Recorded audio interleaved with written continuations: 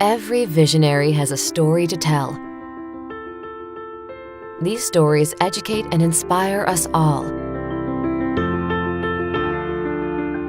You could hear them cranking up in the morning and hear the click, click, click of the roller coaster.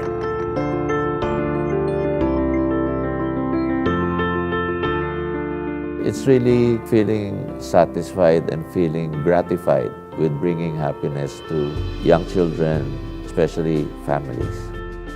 Working with people who are having a good time is so much better than any other job. Join us as we learn from these trailblazers.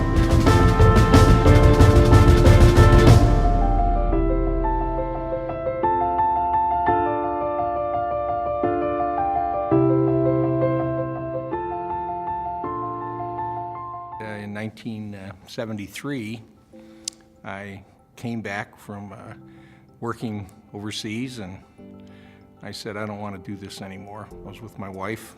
I had $600 to my name, no place to live, no job.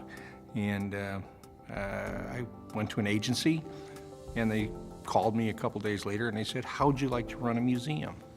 And I thought, I had visions of, now I was 27, and I had visions of art museums and statues and Chinese porcelains. And I got down there, and there was a shrunken head and a barrel of water with a faucet suspended above it, with a continually running stream with no apparent connection to anything.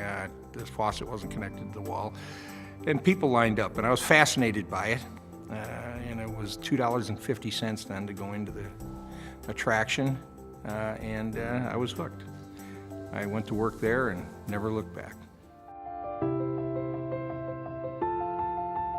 Like so many people that get into our industry, working with people who are having a good time is so much better than any other job. In our industry, seeing the smiles on the faces of people and seeing them willing to come in, spend money to have that bit of fun, and seeing them leave happy is a very rewarding thing. And most people, once they get into our business, if they can get into management, never leave it.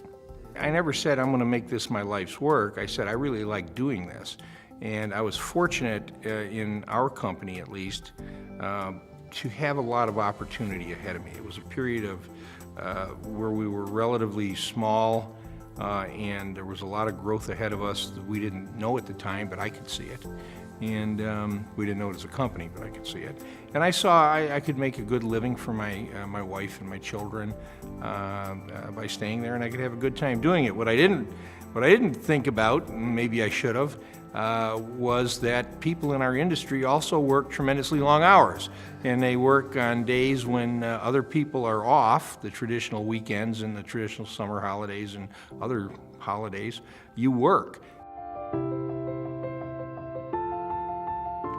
We were bought by Jimmy Pattison out of Vancouver, and he said, I want you to grow the company by 15% per year. That means you double every 5 years. Well, to do that, it's okay in the beginning when you've got a few attractions and you add another attraction, you pick up your 15%. Then you have to add an attraction and a quarter and an attraction and a half. Pretty soon you're having to add a lot of attractions. There aren't that many locations available for Ripley's, believe it or not, attractions. So it became very difficult to keep achieving this 15% growth that he'd put on me. So I started looking for a way to do that. And I said, what is it we really do? What's our core competency? Okay? And I concluded that what we did was sold tickets to people who were buying blocks of time to do something fun. It didn't matter whether it was a Ripley's, believe it or not, or it was a planetarium. I mean, it was something we could manage. And I started looking for things where we could do that. And the first opportunity for that came with the moving seat theaters, the Motion Master type theaters. We went in and we bought an existing one, did very well with it. Started expanding our business to do that. Then we realized we could sell combination tickets between multiple attractions. And then as I started adding those things, I said, well, we have to even get bigger because we're still not going to achieve this 15%. We're going to run out of spaces for those too, because now we've got 20 or 30 attractions. One of the things I've always loved, being a Chicagoan, was the Shed Aquarium. At this time, the late 80s, early 90s, the aquariums that were being built for $115, $120 million. It was an unheard of number in those days. And they were all losing money. None of them were paying their way. And I went in and I looked and I said, I love aquariums. People have loved aquariums for more than 100 years. They keep coming back. It isn't the fact that they don't love them, it's the fact that these businesses can't financially cover the operating expense. Why? We decided, after visiting aquariums all over the world, that the aquariums were being designed as educational facilities and not as entertainment facilities. So we said, we can take an educational subject and we can deal with it as entertainment, and we can do a better job of educating. And we also said we're not going to make monuments to architects. We're not going to have a bunch of big dead space. So we set some basic philosophies: big fish, lots of fish, colorful fish. We have to double up our life support systems to support the heavy load of fish we're going to carry. It's not going to be like the natural environment. And we sat in a room and we designed an aquarium that was economical, entertaining. And the aquarium we opened in Tennessee, the year it opened, was the #1 most visited aquarium in North America, beating Monterey and beating Chicago Shed. Did 2 million paid visitors, and that diversified the company and gave it the mass it needed to continue its growth. I can tell you the biggest mistake I ever made was in location with our product. And I stood around the time of the World's Fair in New Orleans. I was standing on Bourbon Street, and you couldn't move. And I was there for 3 days. Every night you couldn't move, and the World's Fair hadn't started yet. I said, if we could be on Bourbon Street, we could not miss. There's 1 million people out here tonight. And so we found a building at the corner of Bourbon and St. Louis. It's right in the heart. You can't get more in the heart of the French Quarter.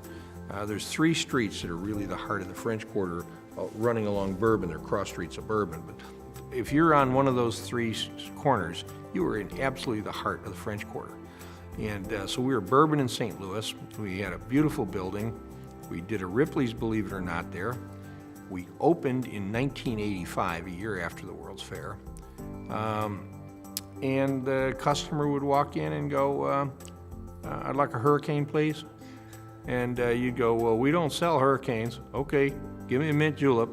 I'd say, no, we don't have any mint juleps. I'll take a beer. We don't have beer. You don't sell alcohol. No, we don't sell alcohol. What are you doing here? You know, we're a family business. You didn't see any families on Bourbon Street. So we stayed 5 years. We operated at a break-even basis. We didn't lose money. We never made any money. We operated clean. But we realized that we were someplace that we had confused people with customers. And that's something people can do. You can confuse people with customers. And people are not customers. They knew exactly why they were on Bourbon Street. They were on Bourbon Street to do something they could do nowhere else in America that I knew of at the time, and that was walk down the street with a drink in their hand, bumping elbows with absolutely everybody, listening to the music come out of these tiny bars along the street, and just have a big party for as long as they could. If you ever go to an attraction and you see an upside-down building, a ship driven into the ground, something on its side, in the small attraction world, I did that. That's me. That's what my contribution to the industry. I didn't physically do it. I hired people to do it, but I said, we need to do this because there are 3 stages of selling an attraction. You have to get their long-distance view. Most small attractions are impulse businesses. And so you have to get them interested in the business enough that they'll walk up to it. And then you have to take and have a lobby interesting enough that they'll walk inside and put themselves in a position that the salesperson, the cashier, can actually make the sale. We've got to create value in IAAPA, and I've been trying to put that in. Still a torch I'm carrying. I'm saying safety can be our value. Everybody's concerned about safety. Number one item, okay, safety. Anywhere in the world, safety. An accident in Kentucky impacts the people in Bangalore, India, who own the same ride. The press picks it up. They're all over it right away. So safety is number one. In the United States, if you do not have ride incident reporting, if you did not agree to report injuries on rides, you got kicked out. We passed it at the board. But if you're 1 mile across the border, or in this case, if you're 70 miles across the border in Canada, you don't have to report. Yet if something happens in Canada, it hits the American media just like it would anywhere else, just as though we're in Ohio. So I was a big pusher for having this same standard carried around the world. In fact, made it part of membership. I was one of the people, along with some others, who pushed for a new code of ethics that has safety right up at the top. It's part of your membership application. You now sign saying you will adhere to these certain things. First of all, it's safety, it's ethical in terms of not infringing on copyright or design things, other issues like that. Trying to put that value in membership so that when you say you're a member, you're getting value for something.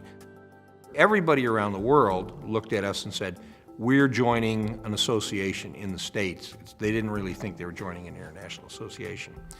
My goal was to take and move that further out so that at least they saw that it was acting international, even if some of them didn't yet believe it. So the opening of our European office occurred during my term. That was one of my things I pushed for, was to take those services that we have and deliver them in Europe with Europe's money. The money that's made in Europe, we used to price things in dollars. A European had to take and convert to dollars to join IAAPA. Now it's in euros. It doesn't change every time the dollar-euro rate changes. The money that's collected stays in a European bank account and is used to fund European operations. It doesn't even get repatriated. Our goal now is to do the same thing in Asia. To do those services, we're holding a really successful trade show in Asia, a really successful trade show in Europe. We got a really successful trade show here. People now look at us like the international in IAAPA means international, and that was one of my goals. The park industry, I think, is in trouble. And I think it's in trouble because I don't think consolidation has been good for the industry. I think other consolidators bought for different reasons. Okay, they bought with the belief that they could package enough parks, cut costs, improve the bottom line, then the multiple on that bottom line would be greater. Would be a same multiple that they paid or higher, but it would be a bigger number because of this savings, and that they'd make their money. But I think that bloom is off that rose. I don't think you're going to be seeing 13 and 14 multiples anymore. Credit's tight. I think the music stopped. People are going to be left without a chair. These funds typically buy and have an exit strategy 5 years down the road. So I think that when you take the entrepreneurial spirit out of a regional theme park, which so many of these ones that have been consolidated are, you take away their competitive advantage. And I don't think you can keep them successful just by cutting costs. I think it has to have innovation. It can't have one person sitting in a central office making decisions for a bunch of parks on how they're going to compete against their competitors. The people that are really doing it in spades are people in China who are building properties that are unlike anything we've seen since Disney got in the business, but adjusted for today's day. Companies like OCT, I know OCT, I know their properties, I've been to their properties, I know their chairman, I know those people. They're the absolute best shows in our industry, and I doubt whether there's many shows in Las Vegas or Broadway that can be. Broadway is every bit as good probably, and some shows in Vegas, but not many. But I don't know anything in the park world that competes with them, and the quality of their equipment and the quality of their projects, from their hotels to their theme parks, these are billion-dollar projects they're doing, and you don't hear anything about them. OCT took this booth at this project today, at this show, just to show that they're not selling anything. They own Konica, the big, if you saw the Olympics opening ceremony and that big screen, flat screen, they made that. That was theirs, biggest in the world. But they just wanted to show the association what they're doing, what they're up to. And so I think what you're going to see, there's some really groundbreaking attractions in China, and they're going to be the people to watch in the future.